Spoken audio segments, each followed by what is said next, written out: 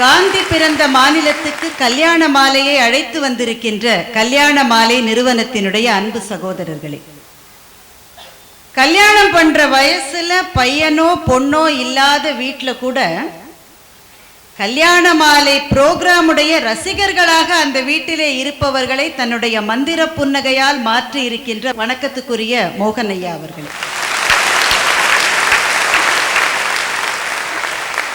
அன்பு தோழி மீரா நாகராஜன் அவர்களே, இந்தியாவினுடைய வளர்ச்சிக்கு அதாவது ஜிடிபிக்கு 20% தங்களுடைய ஒத்துழைப்பை கொடுத்து கொண்டிருக்கின்ற குஜராத் மாநிலத்தை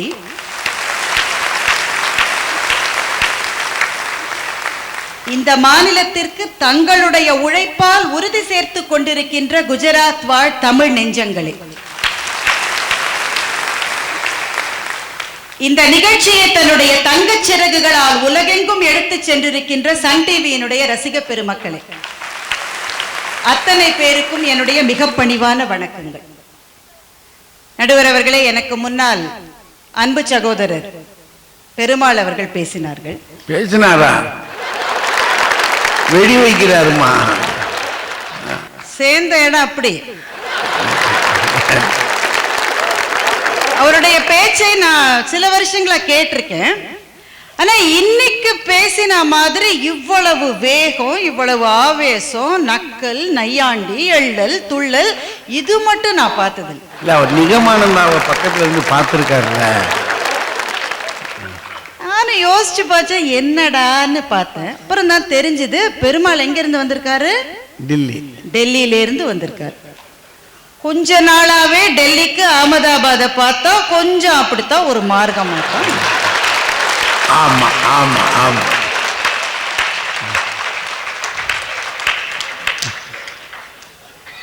நடுவர் அவர்களே, நானும் எல்லாரும் அவங்கவங்க கட்சிக்கு ஆள் சேர்ப்பாங்க. அரசியல்ல இதெல்லாம் சகஜம் சார். ஆனா இந்த மாதிரி தன் கட்சிக்கு ஆள் சேர்த்து இது மட்டும் நான் யாரையும் பார்த்தது. சங்கு சக்கரத்தோட கிருஷ்ண பரமாத்மாவை உட்காத்தி வச்சிருக்காரு அங்க. ஏற்கனவே அந்த அணியில ஒரு வில்லங்கம் வீராசாமி வேற இருக்காரு.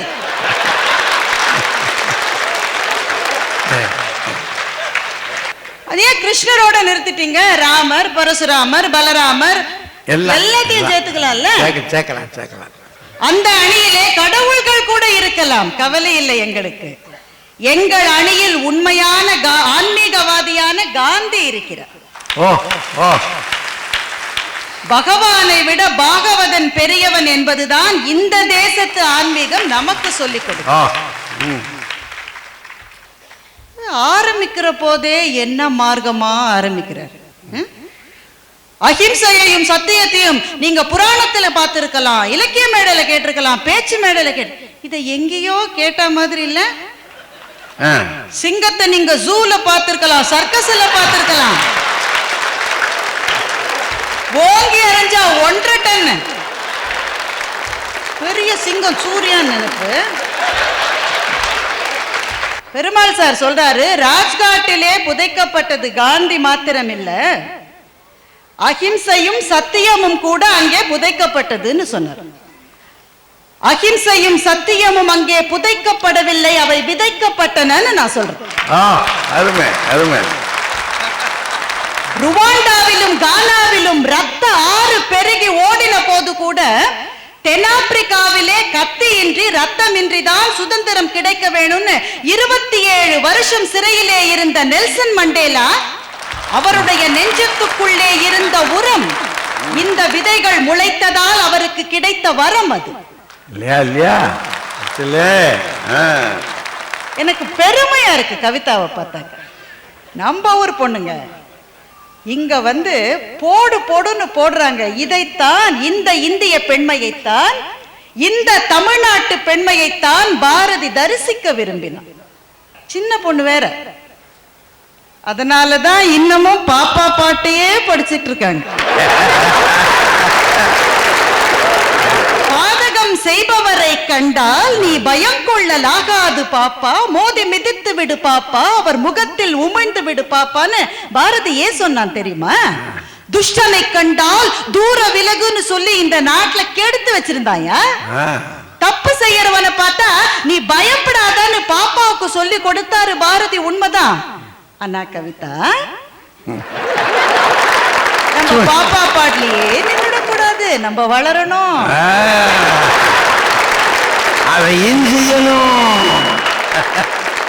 வளர்ந்து விட்ட ஞான நெஞ்சங்களுக்குத்தான் அதே பாரதி சொன்னான், பகைவனுக்கு அருள்வாய் நன்னெஞ்சே, புகை நடுவிலே தீ இருப்பதை பூமியில் கண்டோம், பகை நடுவில் அன்புருவான நம் பரமன் வாழ்கிறான், பகைவனுக்கு அருள்வாய் நன்னெஞ்சேன்னு அதே பாரதி சொன்னதையும் அசிஸ்டன்ட் கமிஷனர் அம்மா அப்பப்ப படிக்கணும்.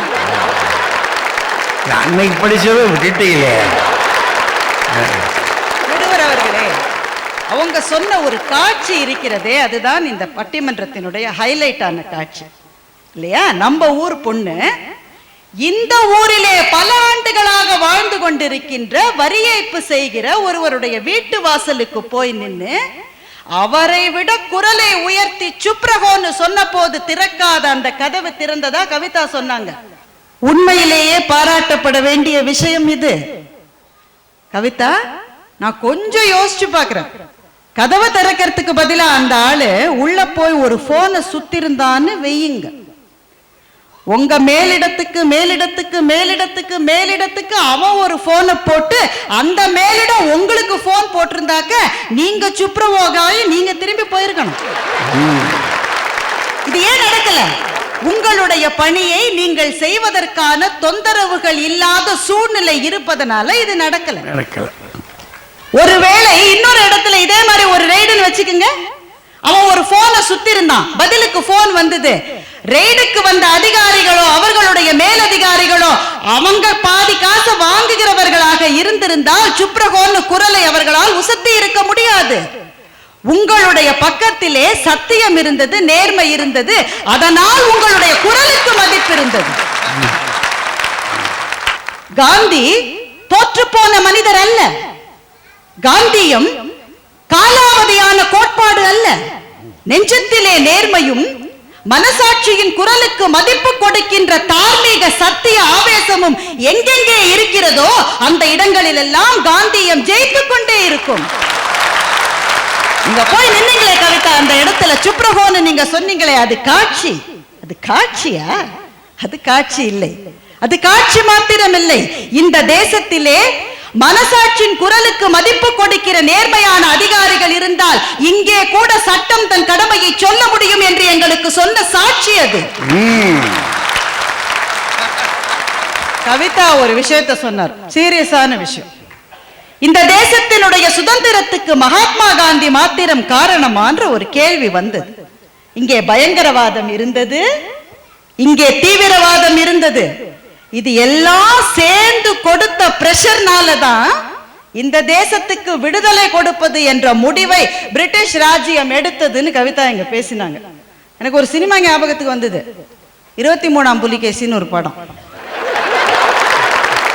வடிவேலு அதுல சொல்லுவாரு, வரலாறு தெரிய வேண்டும் அமைச்சர் அவர்களே,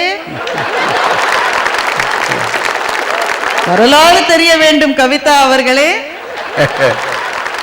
இந்தியாவுக்கு சுதந்திரம் கொடுப்பது என்ற முடிவை பிரிட்டிஷ் சாம்ராஜ்யம் எந்த நேரத்தில் எடுத்தது?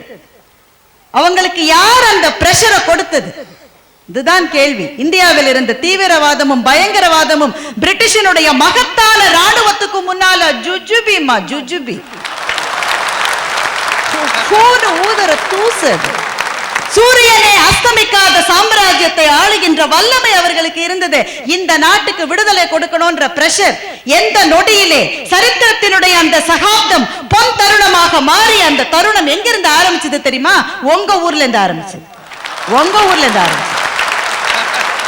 இங்க பக்கத்துல இருக்கிற சாபர்மதி ஆசிரமத்திலிருந்து 61 வயசான அந்த கிழவர் கிளம்பினார். அவருடைய கையிலே இருந்தது ஒரு மூங்கில் குச்சி. விரதத்தால் மெலிந்து கருத்திருந்த உடல், கண்களிலே சிந்துகின்ற கருணை புன்னகையை தவிர வேறு எந்த அணிகலமும் அவரிடம் இல்லை. அவர் கிளம்பினாரே, அந்த தருணம் தான் பிரிட்டிஷ் சாம்ராஜ்யத்துக்கு பிரஷர் கொடுக்க ஆரம்பிச்ச சரித்திர சகாப்தத்தினுடைய பொன்னான தருணம். அவர் கிளம்புற போதுங்க, அவர் பின்னாடி ஒன்றும் ரொம்ப பேர்லாம் இல்லை, மிக குறைந்த பெயர்களோடு துவங்கிய அந்த ஊர்வலம் வர வர வர வர தன்னை எப்படி பிரம்மாண்டமாக்கி கொண்டது. இந்திய நாட்டிலே 100 வருஷங்களாக வீட்டை விட்டு வெளியே வந்து பழக்கம் இல்லாத ஆயிரக்கணக்கான பெண்கள் இடுப்பிலே சுமந்த சிறு குழந்தைகளோடு அந்த ஊர்வலத்திலே கலந்து கொண்டார்கள். 1000 வருஷங்களாக ஜாதி வெறியிலே மூழ்கி போயிருந்த இந்திய சமூகத்தின் ஆண்கள் பக்கத்தில் நடந்து வர ஆளினுடைய ஜாதி என்னன்னு கேட்காம அந்த ஊர்வலத்தில் தன்னை இணைத்துக் கொண்டார்களே. லட்சம் பேரா கிளம்பிய கூட்டத்தில் சார் பிரிட்டிஷினுடைய போலீசினுடைய கைத்தடி சொத்து சொத்து சொத்துன்னு அடிச்சது. அவங்கள ரத்தம் பெருகியது, தலை உடைந்தது, ஆட்கள் கீழே விழுறாங்க. ஆனா என்ன பியூட்டி தெரியுமா? ஆட்கள் கீழே விழ விழ விழ அந்த கூட்டம் இன்னும் இன்னும் இன்னும் பிரம்மாண்டமாகி கொண்டே போனது. உங்களுக்கு தெரியுமா, அவர்களை அடித்த போலீஸ்காரரை எதிர்த்து ஒருவருடைய முஷ்டி கூட ஓங்கவில்லை. ஒரு ஆள் கூட போலீஸ்காரர்களை எதிர்த்து கெட்ட வார்த்தை பேசல. வார்த்தைகளிலே கூட வன்முறை இல்லை அந்த கூட்டத்திலே. என்ன செய்ய முடியும்? இந்த மாதிரி ஒரு கூட்டம் வந்தா பீரங்கி இருந்து என்ன, குண்டுகள் இருந்து என்ன, உலகத்தின் மகத்தான ராணுவம் என்னிடம் இருந்து என்ன? இந்த கூட்டத்தின் முன்னால் தலை வணங்கத்தான் வேண்டும் என்று பிரிட்டிஷ் முடிவெடுத்த தருணம் அந்த தருணம்.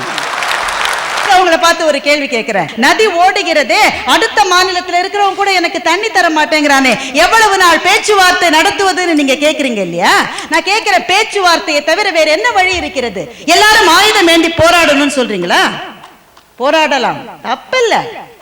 ஆனா ஒரு விஷயத்தை மறந்துடாம அப்புறம் போராடணும். என்னன்னா, இந்த உலகத்தில் எந்தெந்த குழுக்கள் ஆயுதம் ஏந்தி போராட ஆரம்பித்தனவோ அந்த குழுக்கள் எல்லாம் யாருக்கு எதிராக ஆயுதம் ஏந்தினவோ அவர்களை கொன்றதை விட தங்களுடைய இனத்திலே குழுவிலே இருந்தவர்களை தான் அதிகம் கொன்றிருக்கிறது. இதுதான் வரலாற்றினுடைய இரத்தக்கரை படிந்த பக்கங்கள் நமக்கு திரும்ப திரும்ப திரும்ப சொல்லுகிற பாடம். அதனால் தான் காந்தி சொன்னார், விட்டு தொலைங்கடான்னு சொன்னார். காந்தி சொன்ன வழி என்ன அவ்வளவு கஷ்டமா? அவ்வளவு கஷ்டமா? ரொம்ப ஈஸி. ஒரு கவிஞன் சொன்னா அது எவ்வளவு ஈஸின்னு உங்க 3 பேருக்கும் தெரியறதுக்குன்னே ஒரு கவிஞன் ஒரு கவிதையை சொன்னான். வெங்காயமே வெங்காயமே, நீ கூட உண்மையான காந்தியவாதி. உரிக்க உரிக்க சும்மா இருந்து விட்டு உரிப்பவரையே அழ வைத்து விடுகிறாயே. ஒரு வெங்காயத்தால முடிஞ்சது, சூப்பர் ஸ்டாருடைய மாமனாரால முடியாதா? எதிராளியினுடைய மனசாட்சியை தட்டி பார்க்கிற முறைதான் காந்தி சொன்ன முறை. இது சாத்தியம் இல்லையா? சத்தியம் இந்த தேசத்திலே சாத்தியம் இல்லையா? பெருமாள் சார் ரொம்ப வருத்தப்பட்டார். 350 கோடி 350 கோடி 350 கோடி இருக்கிற ஆட்கள் நாட்டில் இருக்காங்க, பதுக்கி வச்சிருக்கிற ஆட்கள் இருக்கிறார்கள். ஆனால் இந்த நாட்டில் இருக்கிற இன்னும் 2 பேரை பத்தி நான் சொல்றேன், அதோட நான் முடிச்சுக்கிறேன்.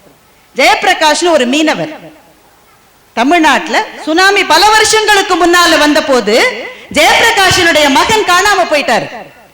சுனாமியில் உயிரிழந்தவர்களுடைய குடும்பத்துக்கு அரசாங்கம் 1 லட்சம் ரூபாய் கொடுத்தது. ஜெயபிரகாஷ் 1 லட்சம் ரூபாவை வாங்கிட்டார். சில வாரங்கள் கழித்து அந்த பையன் திரும்பி வந்துட்டான். எங்கேயோ கரையில ஒதுங்கி எப்படியோ பழிச்சு திரும்பி வந்துட்டான். பையன் வந்த உடனே ஜெயபிரகாஷ் என்ன பண்ணாரு தெரியுமா? பையனையும் கூப்பிட்டு 1 லட்சம் ரூபாவை எடுத்துட்டு கலெக்டர் ஆபீஸ்க்கு போய் பையன் வந்துட்டான், ரூபாய் வேணான்னு திருப்பி கொடுத்துட்டார்.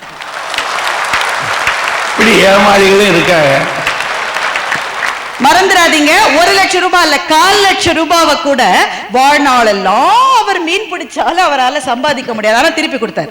இது ஒரு சம்பவம். 2வது சம்பவம் இப்ப நடந்தது, கொஞ்ச நாள் முன்னாடி நடந்தது. டெல்லியினுடைய முதலமைச்சர் திருமதி ஷீலா தீட்சித்தினுடைய மகன் ஒரு போபால் கிட்ட ட்ரெயின்ல போயிட்டு இருந்த போது, ஒரு ஏசி ஃபர்ஸ்ட் கிளாஸ் கம்பார்ட்மெண்ட்ல டிராவல் பண்ணிட்டு இருக்கிற போது 15 லட்சம் ரூபாய் இருந்த பைய வச்சுட்டு இறங்கி, அவருக்கு என்ன கவலையோ இறங்கி போயிட்டார். அந்த ஃபர்ஸ்ட் கிளாஸ் கம்பார்ட்மெண்ட்ல இருக்கிற துணியை கலெக்ட் பண்ணி அந்த பணியை செய்கிற ஒரு ரயில்வே அட்டெண்டன்ட் பகவன் தாஸ் என்கிற ஒருவர் அந்த பைய பார்த்துட்டு 1 நிமிஷம் கூட யோசிக்காம அந்த ரயில்வே போலீஸ் அதை கொடுத்துட்டார். உடனே அவர் படம் எடுக்கிறதுக்கு நம்ம மீடியா எல்லாம் கிளம்பிச்சு. ஆஹா, இதை பாரு ஒரு உதாரண புருஷன். அவர் சொன்னார், என் வேலையை நான் செய்யறது எதுக்கு படம் எடுக்கிறீங்கன்னு கிளம்பி போயிட்டார். பெருமக்களை, உங்களை பார்த்து நான் கேட்கிறேன், ஒருவேளை ஜெயபிரகாஷுக்கும் பகவன் தாஸுக்கும் சத்தியமேவ ஜெயத்தேன்னு எழுதி போட்டிருந்தா அதை படிக்கிறதுக்கு தெரியாம கூட இருக்கலாம். அவர்களை பொறுத்தவரையில் சத்தியமேவ ஜெயத்தே என்பது வாசகம் அல்ல, அவர்களின் எளிய ஆன்மாவினுடைய வாசம் அது. இந்த தேசத்திலே 350 கோடி லஞ்சம் வாங்கி பதுக்கிறவர்கள் இருக்கிறார்கள், நிச்சயமா இருக்காங்க. ஆனா ஜெயபிரகாஷ் மாதிரியும் பகவந்த் தாஸ் மாதிரியும் எளியவர்கள், குரலற்றவர்கள், சாமானியர்கள், விளம்பர வெளிச்சம் தன் மீது படாதவர்கள், மனசாட்சியினுடைய குரலை கேட்டு ஆன்மாவால் உண்மையை சத்தியத்தை ஸ்பரிசிக்கிறவர்கள் இருக்கிறவரை இந்த தேசத்திலே அகிம்சையும் சத்தியமும் ஜெயித்துக் கொண்டே இருக்கும். எதை வெற்றி என்று நீங்கள் சொல்லுகிறீர்கள்? நீங்க 3 பேரும் எதை வெற்றி என்று சொல்லுகிறீர்கள்? பணம் அதிகமா சேர்க்கிறதையா? பெரும் பதவிகளுக்கு போவதையா? 10 பேரை கீழே தள்ளி மிதிச்சிட்டு மேல ஒத்த ஏறி செல்லுவதை வெற்றி என்று நீங்கள் சொன்னால் அகிம்சையும் சத்தியமும் அந்த வெற்றியை தராது. நாங்க 3 பேர் ஒத்துக்கிறோம். நான் வெற்றி என்று எதை நினைக்கிறேன் என்றால், ஜெயபிரகாஷாலும் பகவந்த் தாஸாலும் ராத்திரி வீட்டுக்கு போய் படுத்தா நிம்மதியா தூங்க முடியும் சார். 350 கோடிய வீட்டுல வச்சிருந்தா நாளைக்கு விசாரணைன்னு வந்தா நெஞ்சு வலின்னு எந்த ஹாஸ்பிட்டல்ல போய் படுத்துக்கிறதுன்ற கன்ஃபியூஷன்லயே தூக்கம் வரும்.